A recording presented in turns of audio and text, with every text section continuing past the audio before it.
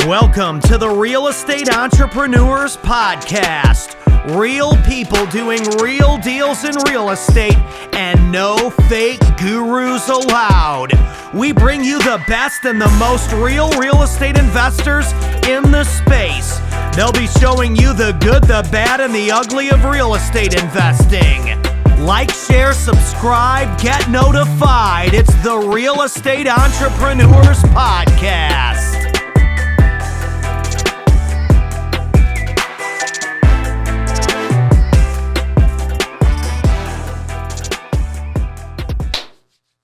Welcome to the Real Estate Entrepreneurs Podcast. Today we have a CFO in the house, Mr. David Richter. Thank you so much for coming in. Yeah, thanks for having me, Ricardo. I appreciate you, man. Yeah. So before the podcast, we had a pre-podcast conversation, right? Yep. Where we were getting to know each other a little better, even though we've met before at some of the events that we are part of, like the family reunion and Sean McCloskey and all that. But it's a very interesting conversation to have with you because your services and what you do is not something that people pay too much attention to. Right. It often gets overlooked. Mm-hmm. And I wanna show our audience today that there's actually people out there helping teams in the real estate business from a financial perspective on how to handle finances and things of that nature. And we're going to get into that in a minute. But before we get there, who is David, man? Where do you come from?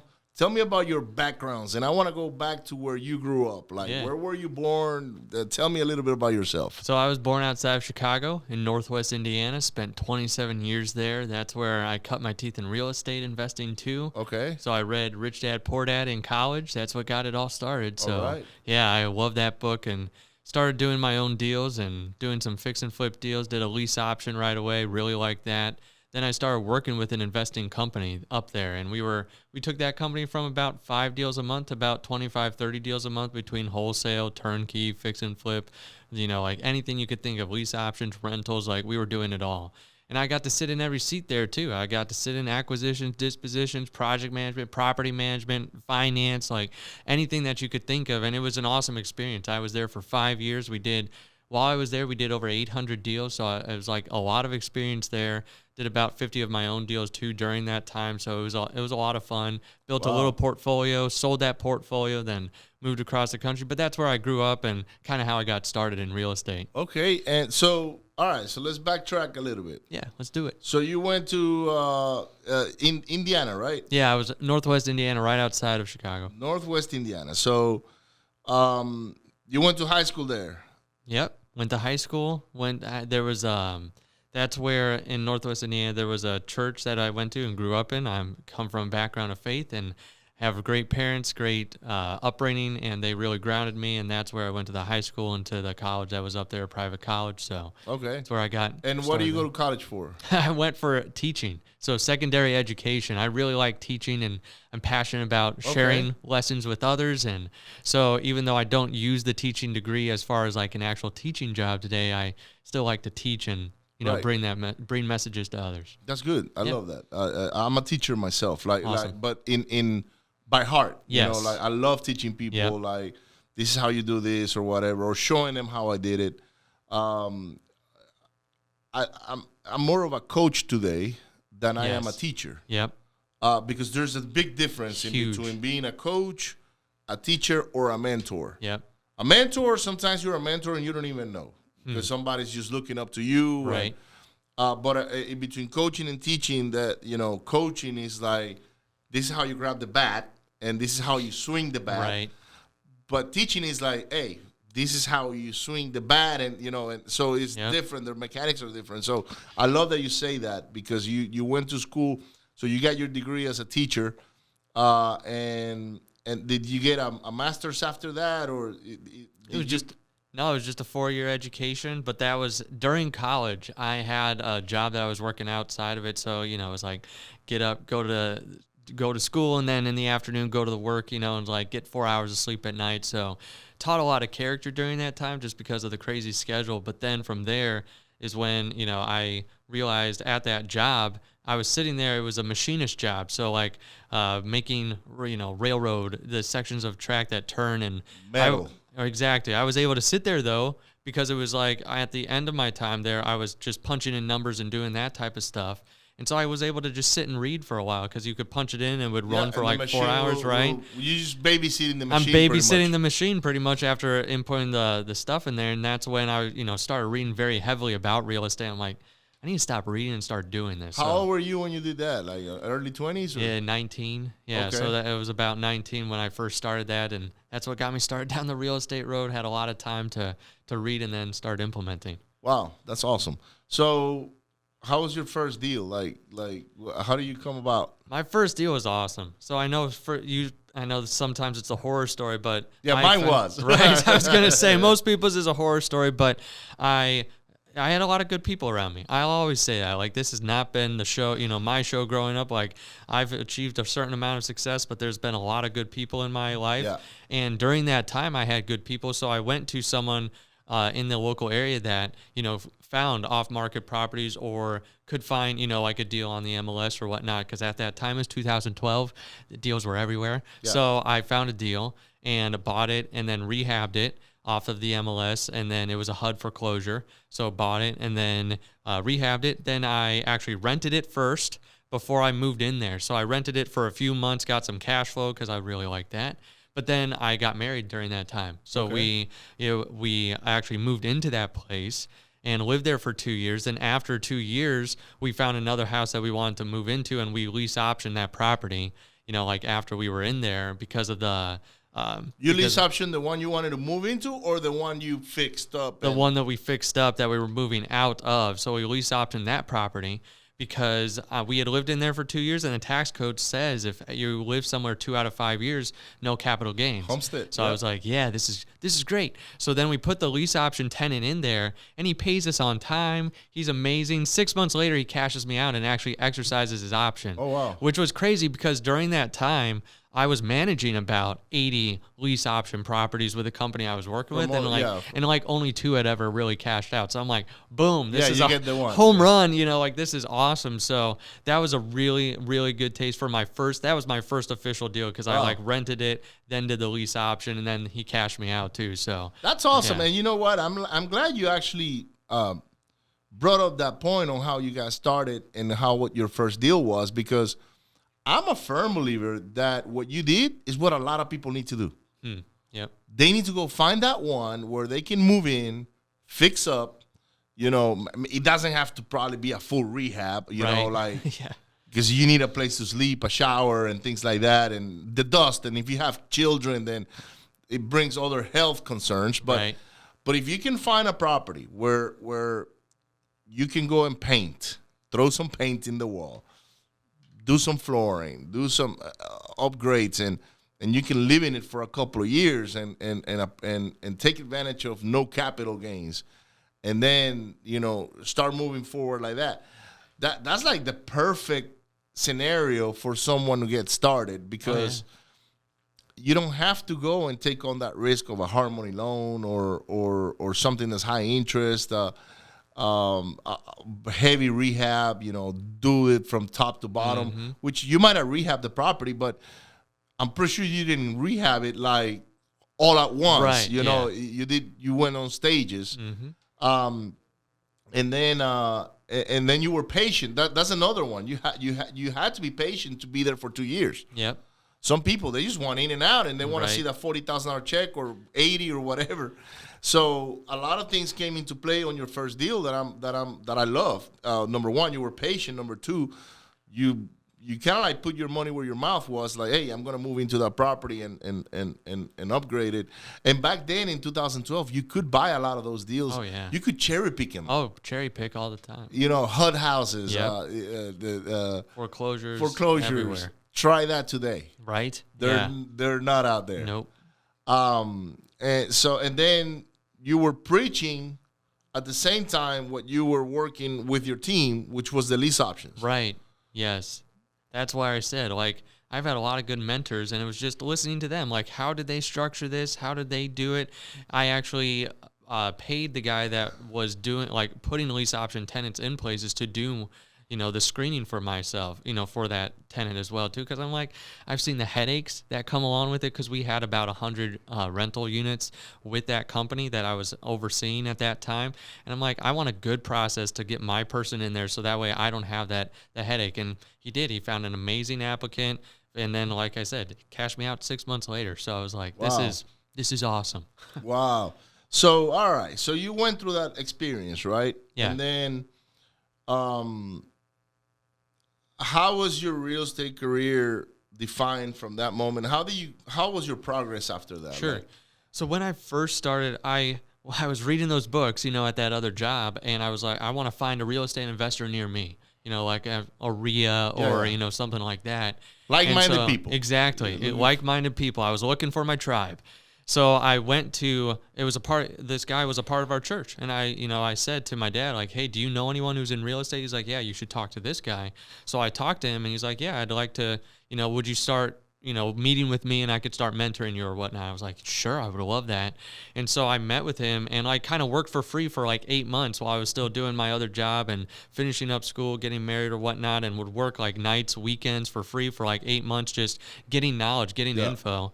And then from there is when I came on board full time with them, that was when we were just starting the direct to seller, marketing and whatnot. They had been doing a lot of foreclosure and, just bidding on HUDs and whatnot. So I started and came in there into the direct to seller and getting that up off the ground. And from there was a 5-year career of all these different seats and seeing it scale and going from like 5 employees to like 25 employees. It just was and a this lot is of all fun. in Indiana, right? This was all in Indiana. We covered like 5 different states where we bought and sold properties, but our home base was right outside of Chicago. And when they were doing all these deals in the 5 states, they were full flipping or rehabbing. There was a lot of wholesale deals. A lot of wholesale. So there were okay. some pockets where like Northwest Indiana and Southern Indiana and like Chicago we would do flipping.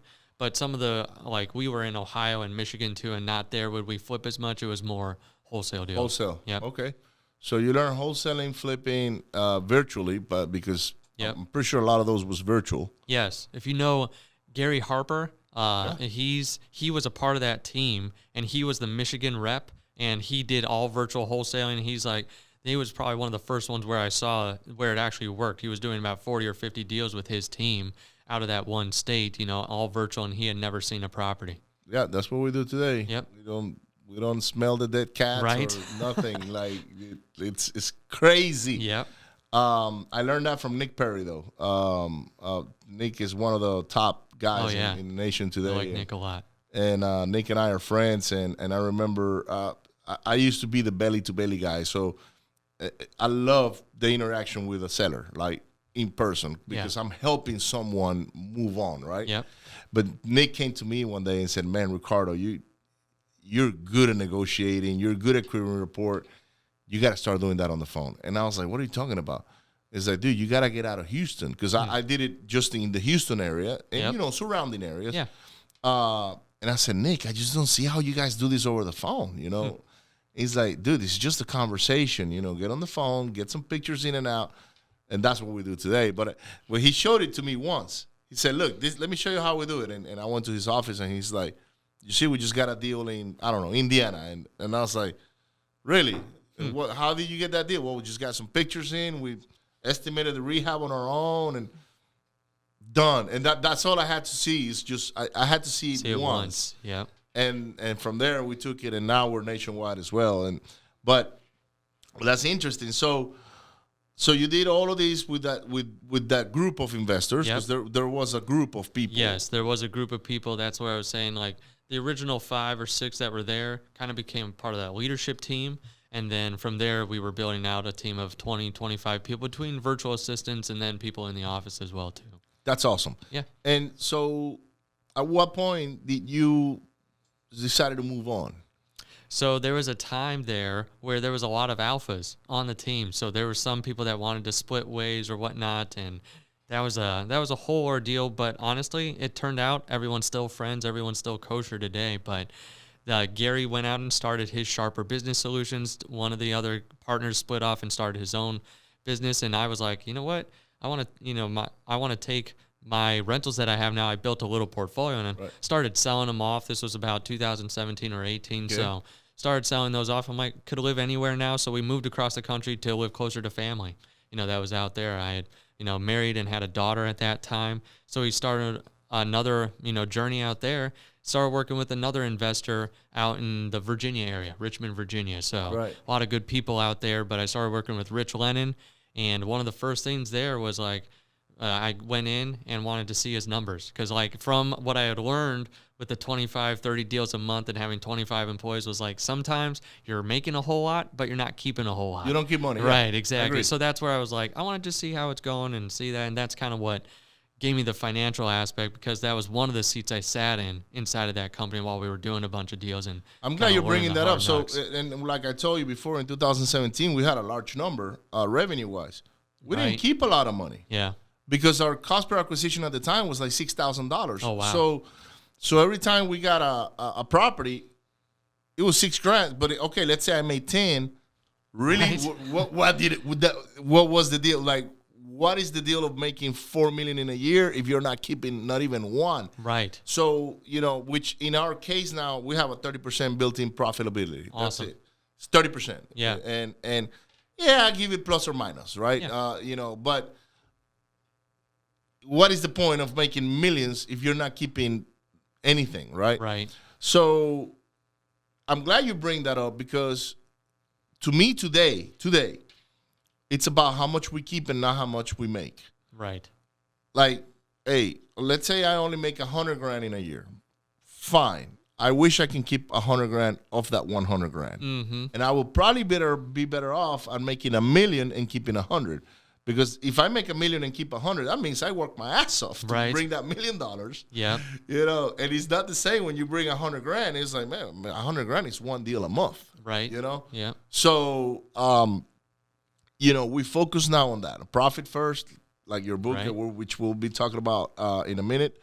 And how can we be more effective with systems and processes, which I can see that that's your lane, especially by coming from that school. Yeah. That I didn't know anything about those guys in you, but now I know more. So it's good, guys, that you guys are watching here. This episode with David. We haven't even talked about the CFO stuff, but we're gonna get there in a minute. I can see why David now has his shit together is because he's got systems and processes. Is the first thing he's got in there. He learned it from a bunch of other guys that are legit in the business. Yeah. And then you went to Virginia and sat on this guy's team, and that's where you started digging into financials, right? Right. That was more where now that I had the experience, because when I was in Northwest Indiana with that team, basically for a year I sat on the finance seat, like inputting the numbers, being the CFO, like knowing all that stuff. And like I didn't come from that background. So I sat with a CPA a lot and said, teach me this. Like I want to know everything about it. And then once I started learning, I'm like, holy cow, this is like it's opening up a whole new world of like, I get it now, from marketing for the deal to when it closes or we turn it into a rental or whatnot, how the money flows in a small business. And to me, that was just very eye-opening of like I just told you, like, why are we making all this money if we're not keeping any of it? And it was like very eye-opening. So that's why when I went to Virginia, the first thing I said was, show me your numbers, because the numbers aren't going to lie to me. You know, like you could tell me what you're doing, but I want to see that before I even come on board, because it was more of like become his COO or his like partner in the business. So I was like, show me that. So we opened it up and like a mess. Like a lot of entrepreneurs and business owners just like, he didn't have the right people in the right seats, like putting the stuff in, and they didn't know real estate, and like I couldn't read any of this stuff. So that's like kind of what opened my eyes to like, okay, I bet you a lot of other people need this. So we dove in. Like 3 months, we cleaned it up and then gave him the numbers and like, here you are. Here's your expenses. Here's like everything in the business, your revenue. And then he was doing fix and flips, and he had a small portfolio of rental properties. And he was always asking the question of his team, like, where's all my money? And so with the books now that we had on his, like that he could actually look at, he had only leveraged his portfolio at like 30%. like where, with loans. And he was like, well, I'm comfortable with like at least 50-60%, even on that smaller scale. So he was like, that's where my money is. Let me take some out. And he did. He refinanced several $100,000 worth and put it back into his business and was able to like be able to be funded again. He's like, this is awesome. Like I can now see my numbers and I was able to get this money out. He's like, this has been life-changing for me.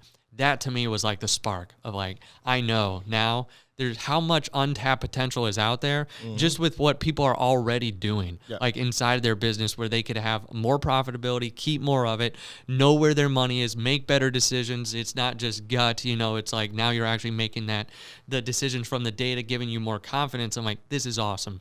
So that's when I went to that owner and was like, I need to start a company. I need to start a business to like help real estate investors just know their numbers and have someone who's comes from a real estate background and not necessarily the finance background to say like, but I know both of those worlds to be able to give them what they needed. So that's kind of what started all of That's awesome, man. So I went a similar path. I just didn't start a business out of it. Because my passion wasn't that. Like, my passion is not to go to David and say, hey, David, let me sit down on your team and show you what could be possible with what you have. Right. And then let's make these improvements. I was just trying to fix my own life. Yeah. Because I was going through a lot of setbacks from the Hurricane Harvey that hit us. We at the time, and my people have listened to this story I don't know how many times, but at the time, we were doing 47, 48 flips, and we were very heavy on our general contracting side.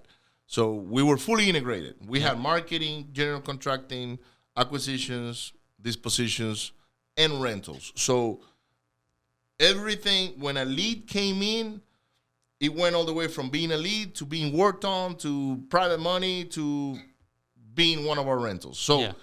Or flips, right? But we were focused more on rentals because we wanted to keep properties for, wealth accumulation. Yeah.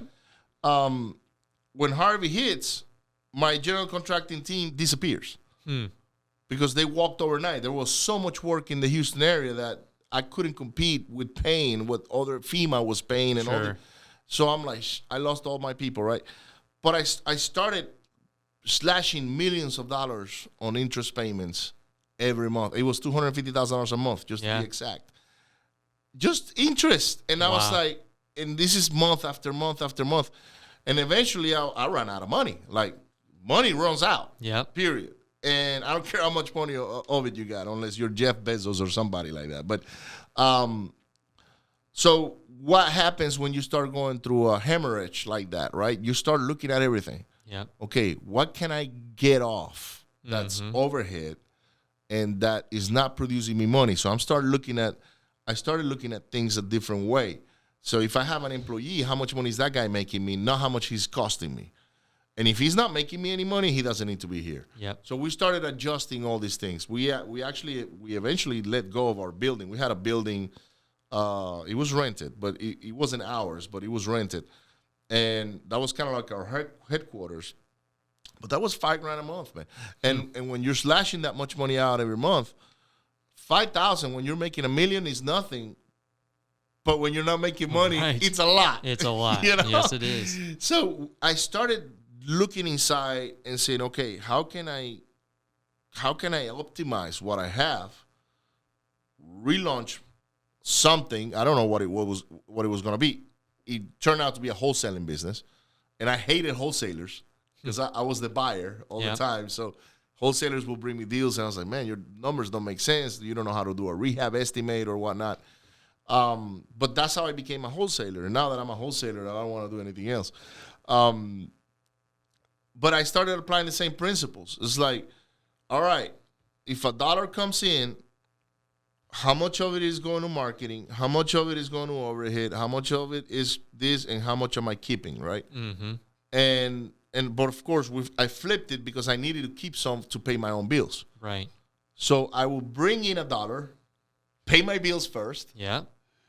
And then, okay, I got this much left over for marketing. I got this much left over for overhead. So it's sort of kind of like same principle as that you apply. It's just that I had to do it out of necessity. Right. It wasn't because it was cool to go through that exercise. Yeah, for sure. But that's when I realized that we were bringing a lot of money on revenue, but we weren't keeping a lot. Yep. Yeah, we had a good lifestyle, and we made money, don't get me wrong. Yeah. But now I make less money in revenue than we did back in those days, but we actually get to keep more. Right. Which is crazy. Yep.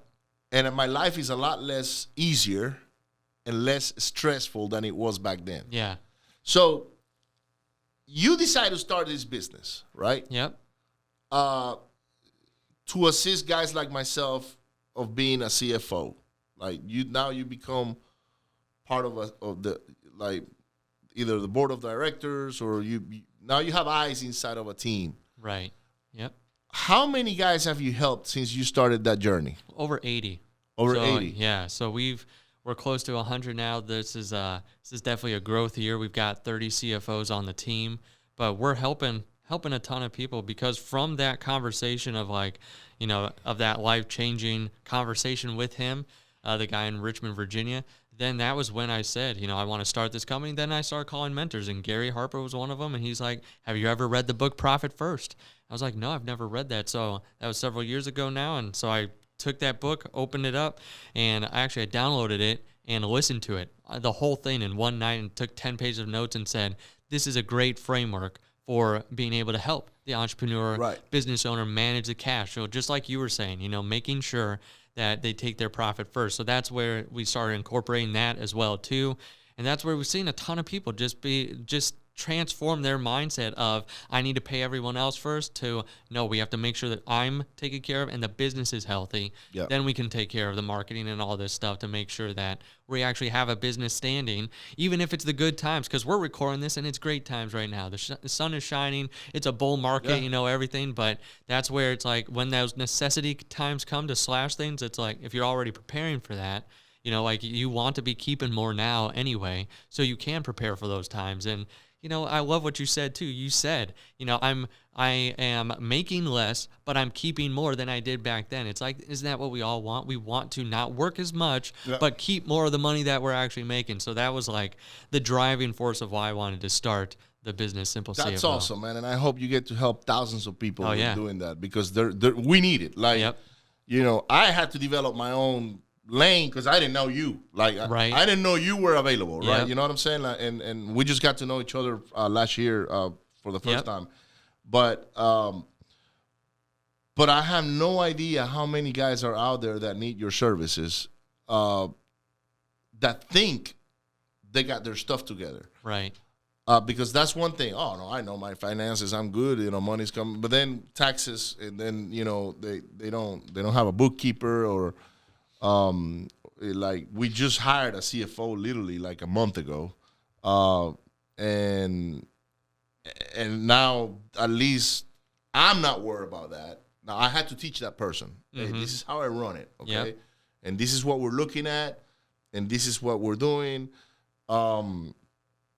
And there are, I would say, in our community of wholesalers and real estate investors, thousands of people, thousands that need your services because we don't necessarily like the numbers. We want to flip houses in contracts. That's what like I said, I keep referring to the bunch of good people in my life, and they always said, find value, find where your passion is and where you can provide value. And I'm like, we were even talking about this on our pre-podcast of like, this is an area not a lot of people want to touch. Like, even if they are entrepreneurial or whatnot, it's like the finances, that's not as sexy as marketing or sales or, operations and automation. And it's like, yeah, but the finances help you get to where you really want to be. So that's where I was like, I wanted to implement this. And I know a lot of people, if you're listening now, you're like a CFO, like a chief financial officer, like I'm way too small. We've helped people get off the ground just to get their numbers set up and Profit First implemented. We have that type of program too, because I'm like, this methodology and system and method is too important. This message is too important not to be able to help like any entrepreneur where they are. Because I was talking with Pace Morby on our podcast, the Profit First REI podcast, and he said, if I would have started Profit First, because we're working with him, he said, if I would have started Profit First Like at the very beginning of my investing career, I'd have $5 million cash more in my account right now. Absolutely. Yeah, because it's just like building those good habits right from the beginning. So yeah, we help people from the very beginning, or if you're like Ricardo doing millions of dollars a year. So it's just too important not to keep under. And what I love about the system too is that it's built for entrepreneurs. This is not a system where it's like, oh, accounting and bookkeeping. Yeah, and you whatnot. have to stay in a box. Exactly. No. It's Hey, more. We the understand entrepreneurs move out of boxes all right, the time. yeah, so. exactly. So it's like this system is more built for that entrepreneur to be able to manage the money from their perspective rather than like having to get the accounting degree and know those numbers like from that perspective. So that's why I love that system as well. Man, I'm tell me about the book. So for sure. So and show it to the here. I'll show it to the camera if you're listening to this. It's on Amazon, right? Yeah, it's on Amazon. Also at simplecfosolutions.com. That's where we house it. If you want a bulk discount, I can give up to 20% on there. Okay. So that's Profit First for Real Estate Investing, where Profit First, if you've ever heard of that book by Mike Michalowicz, it's a cash flow management system.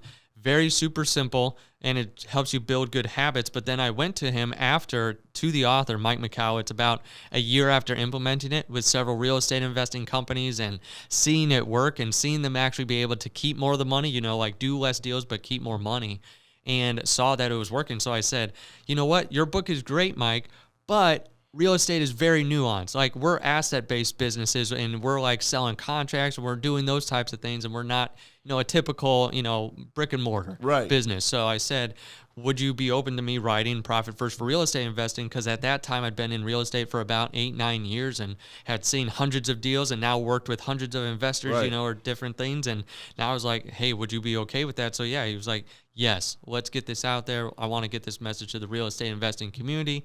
So that's where the book came about, and it's got a lot of stories in here about actual real estate investors at different journeys where they were just starting, or people like Ricardo. So this works at any level or whatnot. This is just a system to make sure that you know where your cash is. So that's awesome. I could go into the actual steps of Profit First if you want me to, but yeah, let's talk about a couple of them. So the whole mindset is, you already hit on it, Ricardo. It is we are fed a horrible formula. So we like our formulas, right? In real estate investing. Yeah. So I like the 70% minus repairs. Right, exactly. I was going to say everyone's got their formula.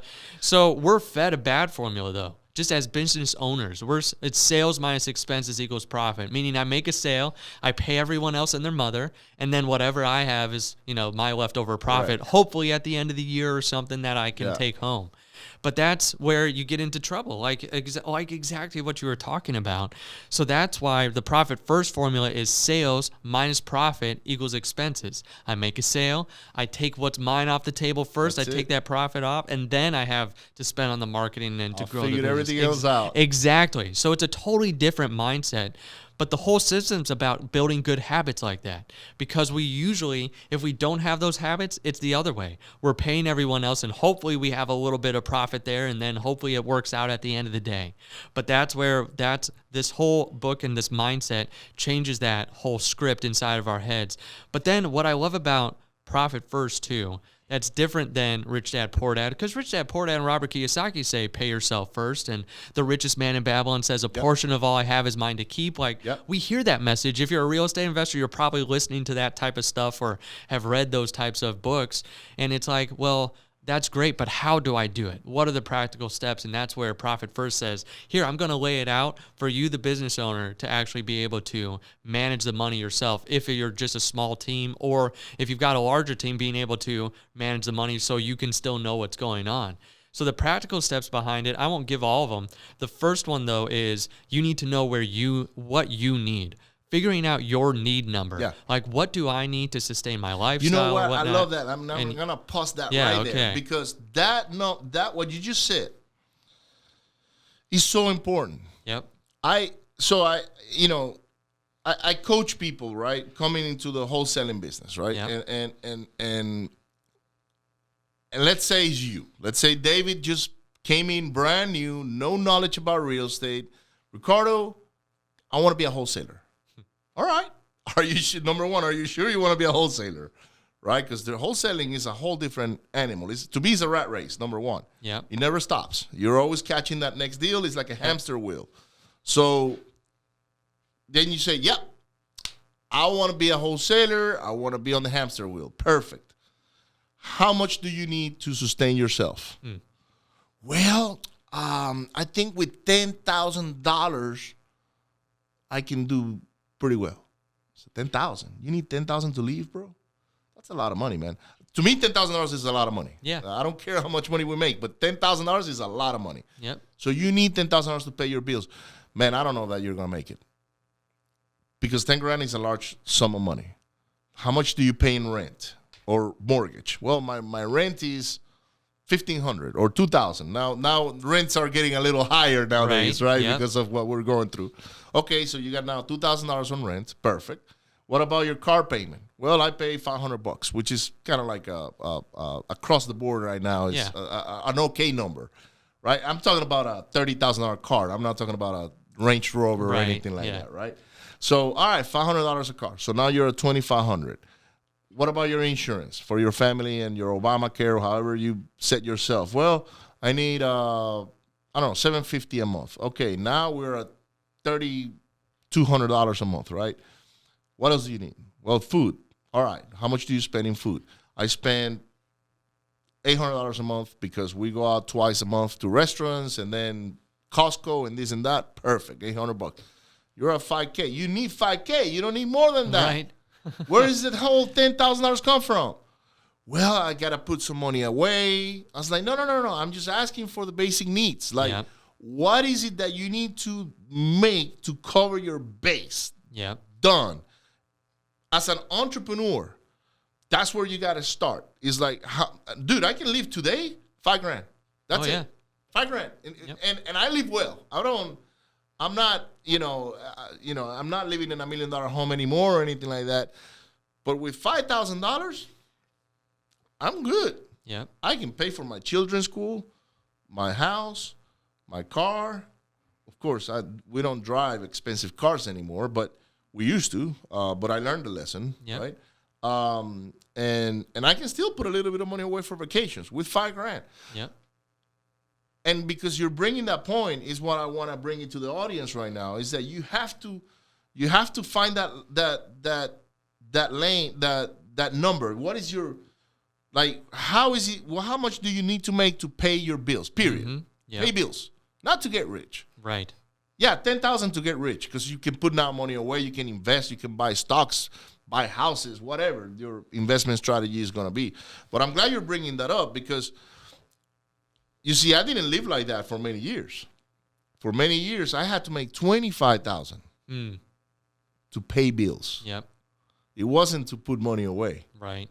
It was to pay bills because the oil and gas business kind of like treated me so well, salary-wise, that I could bring that much money and I could live in these big houses and Mercedes and things like that, and top of the line, like brand new cars and all that. I live the life. Trust me. That's how I gain all my weight, But anyhow, I simplify my life in order for me to become an entrepreneur because of a setback, right? That was created by the environment. But most people coming into this business, that's the first thing they need to soul search. Yeah. It's like, what is the bottom line they need to pay bills? So when they do an assignment, they grab that money, they pay the bills, and they're good. And now they have maybe $5,000 or $4,000 or $3,000 to pay for rent, office-wise, if you have an office, which today you don't need one. Right. It's like we live on Zoom now. It's $30 a month or something like that. And then, marketing, which is a necessary deal. Like, without marketing, you're not gonna get the leads coming in or the revenue. All right, and that's step number one for you too, right? Yes, that's step number one in the book. Making sure you know what you need because you need to know what you need to cover. Just like Ricardo went into very, very well. Because then I teach in the book too that I want to know what you want too. Because where do you need to start off with just to cover your base? And then what are your aspirational goals? Like, where are you wanting to end up as well, too? Because that's something that I think is super important that a lot of people don't think about is like, okay, this is what I need, but what do I want? Like, where am I headed? And because this whole purpose is to reverse engineer. So that way you know how many deals do I need to do? What percent of that is of that deals? Like knowing exactly where you need to be. So that way you can say, you know what? I thought I needed to do like 4 deals a month, but I only have to do like 1 or 2, like to have exactly what I need. So especially if you do two $20,000 deals, right? That's a pretty good chunk of change. That's a pretty good chunk of change for a lot of people. So that's where getting that first baseline of where you are. That's the second big step past that of knowing your need number. This is kind of the crux of the whole system, where one of the biggest mistakes I see entrepreneurs just in general is that, especially real estate investors, is having one big bank account where all their money goes in and all their money goes out, and it's just a cash salad where everything's being tossed. Like, I don't know what's coming in, I don't know what's going out. Hopefully, like today I have 100,000, I feel like a king or a queen. Tomorrow I have $10 in there, I feel like a pauper. Like, where did all my money go?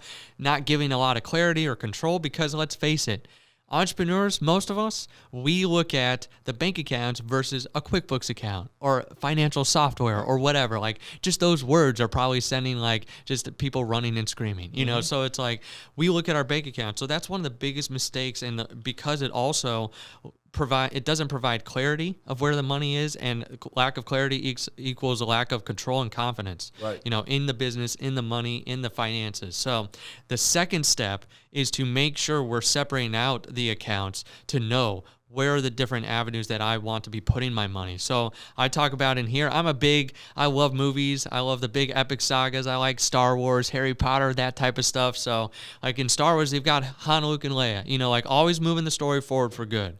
And in your business, I always say that you need a golden trio like Han, Luke, and Leia. You need a golden trio of bank accounts to help you to make sure you win in the end, because your business that you're going to be building is your epic saga. It's your story that you're wielding. Dude, have you ever been to a Millionaire Mind Intensive? No, I have not been to one. So they teach that. Awesome. They call it the money jar. Yep. So they put all these different jars. Yep. Where this jar is for education. This jar is for expenses. This jar is for bills. This jar is for investments. This jar is so they show you how to balance the money across all these different jars. Yep. And that's why they call it the Millionaire Mind Intensive, is because they show you how to develop a millionaire mind. Because this is what wealthy people do. Yes. And that's what I love about this book, because it's geared towards, the entrepreneur, because those 3 main bank accounts you should have is profit, owner's compensation, and owner's tax. Making sure you're taken care of. That profit is for you to take out quarterly to feel like, hey, I'm a business owner. I'm actually have cash profit, not just something my accountant tells me I owe taxes on at the end of the year. Yeah. Then your owner's compensation. And then you get a heart attack. Exactly, right?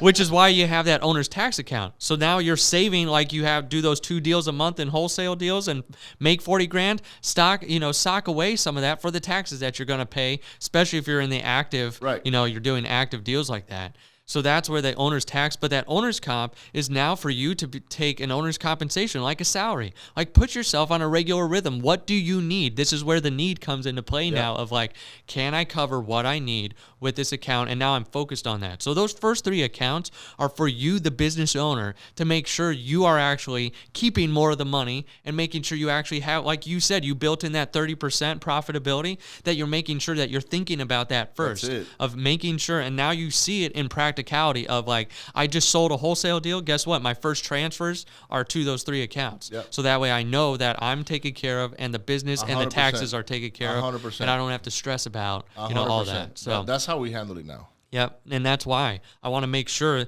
that we get that set up. And then you already have your OPEX account, your operational expenses, that's what's already going out the door. So once you set up these accounts, those are where you get intense clarity of like, this is where I'm doing healthy, and then this is where we have to pay the expenses for the business. And you could set up other accounts too, but I wanted to at least get that out there, because that is so important. What we see is that people who thought like bank accounts, like that sounds like a lot of work or whatnot to set up, or like a lot of work ongoing. It's like, this is for you to get that clarity and confidence to make the decisions as the business owner.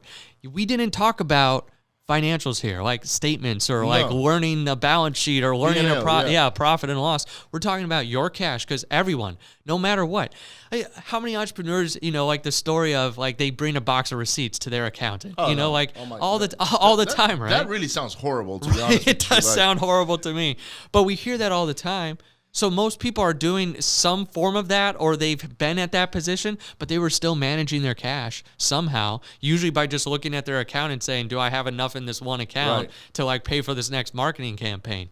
This at least puts more control in your hands to say, I'm going to start some good habits here, taking my profit first, so that way I can make sure that I'm not only in business a long time from now, but I actually have the profitability of why I started the company. Because because I tell people, if you think setting up a bunch of bank accounts is too much work, okay, set up one account, call it profit, and transfer 1%. Get into the habit of becoming profitable. Like, see what the wealthy people do in order to achieve true wealth. And it's just a portion of all you have is yours to keep. So at least do that one step to get into the habit of becoming profitable. I even do that for vacations, man. Right? Like, do it. Like if I want to go on a vacation, like we're going to Europe next year. So awesome. I went and set up from QuickBooks. So I use QuickBooks. Yep. So I set up a QuickBooks account. Yep. And which I love, by the way, now, because it's like it's in there and it's plugged into the software and all that. Yep. But I said, okay, Europe vacations. I need to have, I don't know, $10,000 to go to Europe, to include plane tickets and all that stuff, right? And every time we get paid, guess where I send money to? Right to that account. And that one account. And it starts adding up. 500 here, 500, 700, And if we close on a big deal, then we can send a little bit more. And that is simple. And by the time it's like, oh, I got my money to go to Europe now. I don't have to even think about it. It's there. I love the visual picture that you're painting, because isn't this why we got into business? Like most people, it's either time freedom or money freedom. And you know how you do that? It's by actually keeping the money from your business and being able to invest it in the things that you want to, whether that's travel to Europe, whether that's whatever it might be, because we've seen so many people implement this and now be able to take that profit and do what they want with it. Like taking vacations. Like there was one client we had where 2 weeks this year, he bought an RV and went, across America with his family and had a blast, and he took it from his profit account. Right. It didn't touch his OpEx. It didn't touch his weekly pay. And he's like, I don't feel guilty about taking this out. He finally saw that end vision. I had another entrepreneur too, where he was able to, he's big into giving, because I think a lot in our circles are, once you get to a level, it's all about giving back. You gotta give. And so he's like a big giver, and he set up an account for giving, and he wanted to start a camp for like the children of his like church or whatnot, and he was able to give like 35 grand from that this year just to that when he first started setting up these accounts. But like he said, I would have never even thought of doing this or whatnot. He's like, I just thought this was a goal someday when I was successful. And he's like, now this is what success looks like. Success looks like I can put that money away now, still have profit, still pay my people, still do the deals, but now I can put this away for like why I started my business. And it's just, those are the types of things that just light me on fire, because it's like, this is what the system can do for you. It can help get you to why you started your business. Yeah, so that's awesome, man. Yeah. So, and you're right. It's just discipline, right? You have to be disciplined about it. You got to make money too. Like you got to make money. You can't really put the money away if you don't make any money. That's why the first part of that formula is sales. You still have to have sales come in. Like you can't keep anything if you're not making anything. That's why marketing and sales. The way I look one. at everything in my multiple businesses is how much like sales is number one. Yes, always. And when something, let's say, on our wholesaling business, deals fall apart because they do. Yep. Right. And now my sales are not the same. I'm like, okay, how do I replenish that hole now? I start looking at the other businesses. Yep. Because now I can pull cash from other areas to supplement what I'm missing. Mm-hmm. But it's all driven by sales. Right. How many more VAs can I sell? How many more skip tracing can I sell? How much, all of these different things. Like, where can I go and make the sale? Okay, the sale, because businesses will fail, guys, by the way. And sales will fail at some point for many different reasons. You might get sick. Your sales superstar might get sick, or they might quit on you, or they might go set up a competitor against you. Like it happens many times, right? Yes, indeed. So you have to have multiple lanes in the sales process, in order for when one fails, you have what I call fail safes. Yep. You know, okay, my wholesaling business failed this month, because trust me, it does. Yeah. Oh, I do 40 deals a month. Yeah, really. How many did you close last month? Well, like you asked me earlier, hey, Yep. how many did you close? Well, sometimes we close 10, sometimes 5, sometimes 2, sometimes nothing, you know, like, because it just happens that way, right? Yeah. But overhead still happens. Right. Right? That doesn't go away. It doesn't go away unless you get rid of the Unless you people. get rid of it. But Yep. like the office, I can't get rid of the office. I'll have a lease here, and like this overhead is done. Like Right. it's happening every Yep. month. So how do you make sure that you have money coming in all the time? You sell more. Exactly. It's that simple.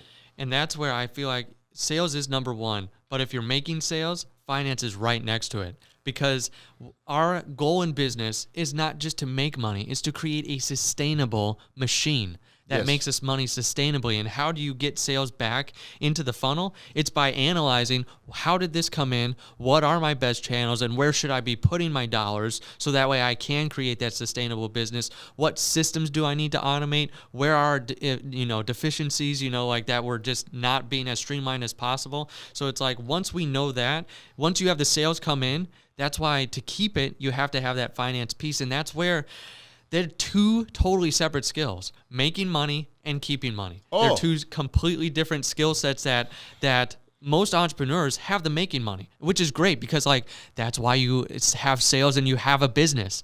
But that's where you need someone to make sure on the team that has that keeping the money skill set, so that way you can always have that sustainable business, and watching your back too, making sure that someone is focused on your profitability. A lot of people have a bookkeeper or a CPA, but they're focused on numbers, transactions, taxes. It's like you need someone there that's focused on that profit, so that way you can actually keep the profit, keep the money coming in. So sales is number one, and if you're making sales, you need finance right next to it. We and you're right, 100%. There's no doubts about it. One thing that we've been doing that we did last year a lot was that we reinvested. So we got sales, we got money, and then I'm looking at it like, how can I make more with that? Yep. Right? And then not necessarily going and buying more houses. It wasn't about buying more properties. Like, I don't even enjoy buying houses anymore, honestly. Like, I'm in the real estate business. I'm a wholesaler. I hate being a landlord. Yeah. So I don't want to be in that position to where I got to evict people and this and that. I got a soft heart for that. And for me, it's hard to put somebody on the streets on because they're going through tough times. But, and that's good to recognize too, because some people fall in the trap of, I got to be a landlord with 100 properties. And then you find out you actually don't even like it. Right. That was me. Yep. I got to 107 houses back in 2012, and I didn't like it. I hated it. I was like, what am I doing this? So I started liquidating everything I had. Yeah.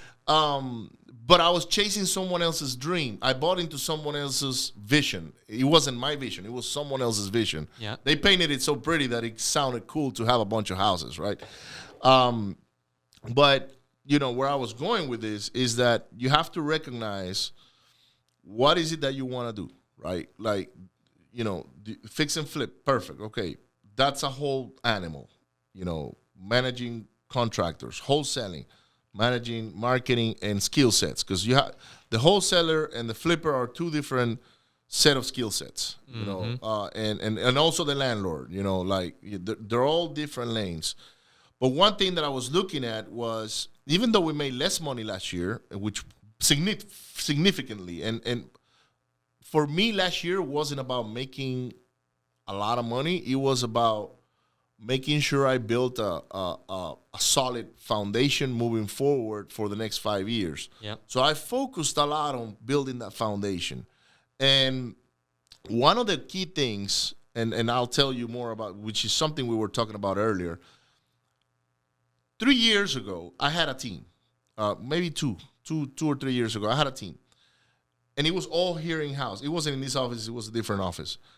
And what happened was, because I had everything internal, they had access to everything I had. So they had access to my data. They had access to my CRM. They had access to all my systems. And what happened was 3 of those guys realized what they had access to. They stole it. Okay? Yeah. And they kind of like went and set themselves up with my data, which it was hundreds of thousands of records. I could have given it to them because at the end of the day, still, not only you need the data, the processes, but you also need the skill set. Right. Yep. They had some skills, but their skill set wasn't to where they knew what to do with any of that. Mm-hmm. And what they did is they kind of like damaged themselves with me because I realized what they did. And I'm like, guys, come on, you guys are thugs now. To me, you're thieves and you're creating about your name for yourself. But I learned a hard lesson, which was, man, I had on my ex in that one office. How can I segregate this? So I went and started my virtual segregation.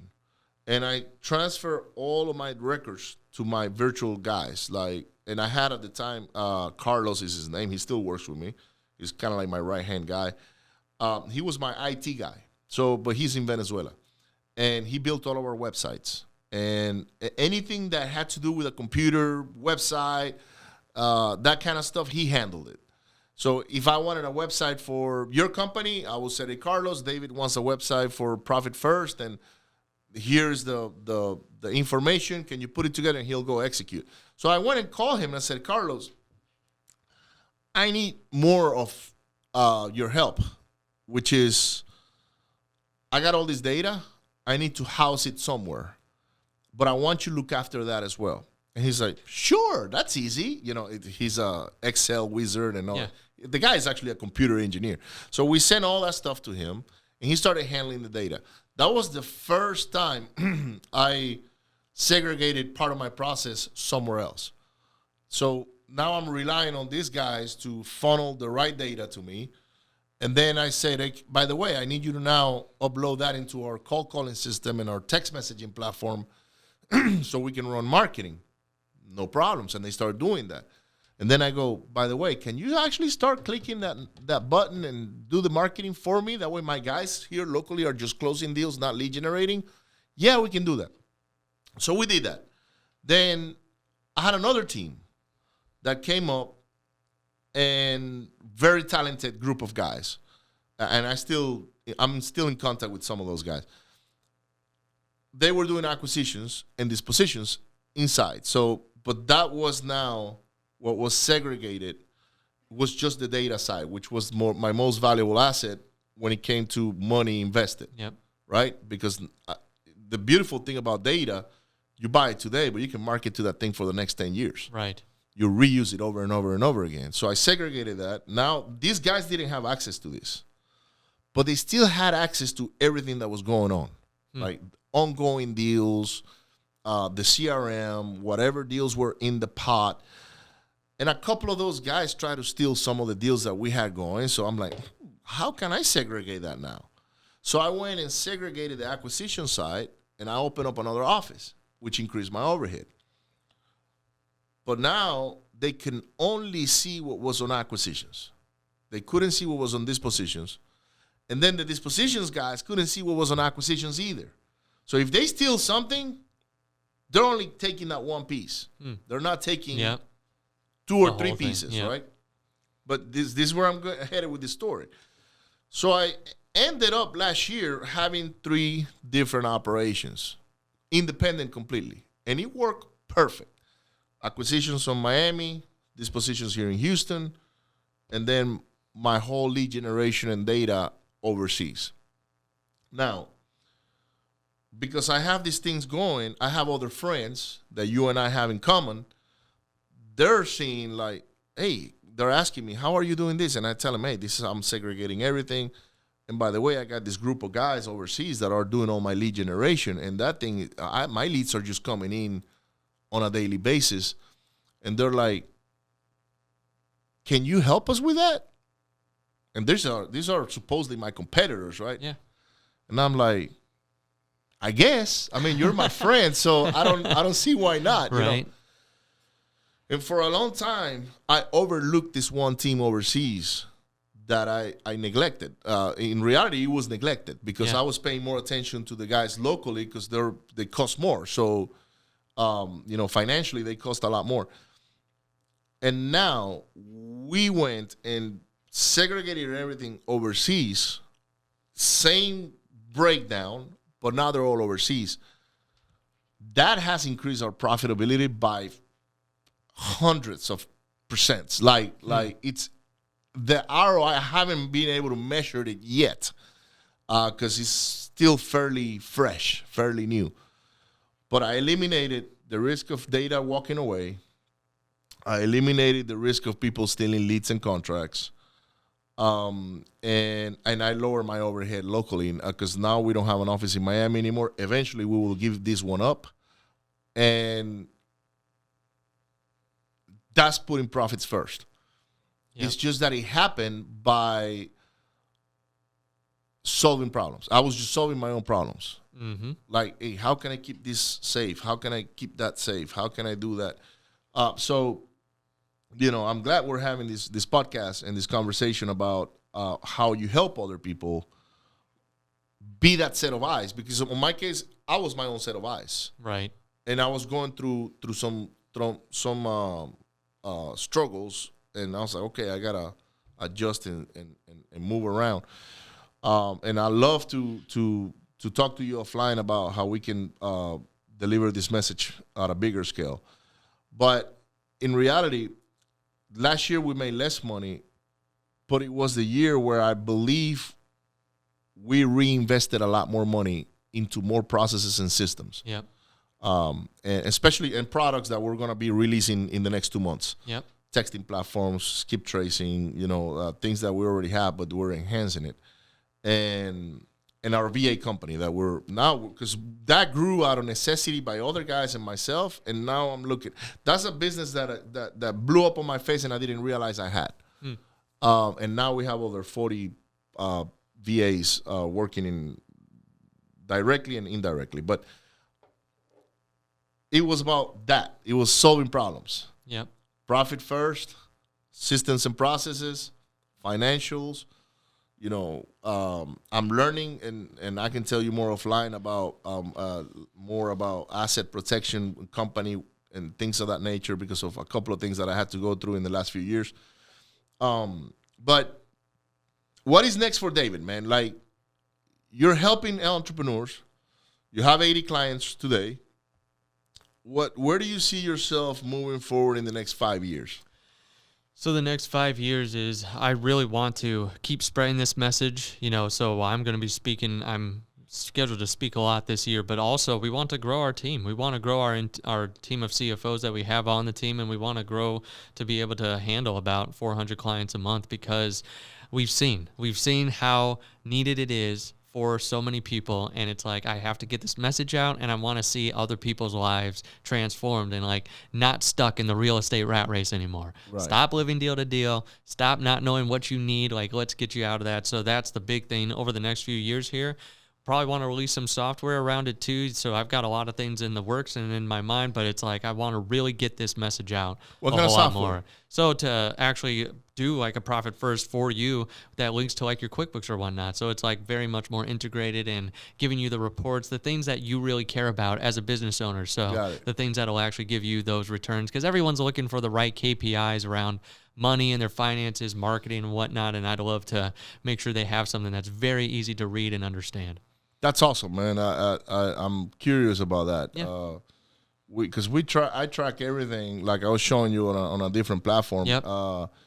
But something that's real estate related, I'll probably be a user of it. Yeah. Most likely, and especially if you can integrate it with a CRM. Right. Exactly. Having so those you can open see APIs. the whole thing in there. And yep. David, thank you so much for coming in today, man. I appreciate you. I think your message is awesome, and I can see why. I can see a lot of people using your services. Like, probably if we would have had this conversation 3 months ago, I would have been on board right away. Yep. But and the reason I don't is because I have my own CFO internally now. But that's something that everyone needs. Even some. And by the way, guys, if you're brand new, you've never done a deal, you don't need that right now. You need it when you start making money.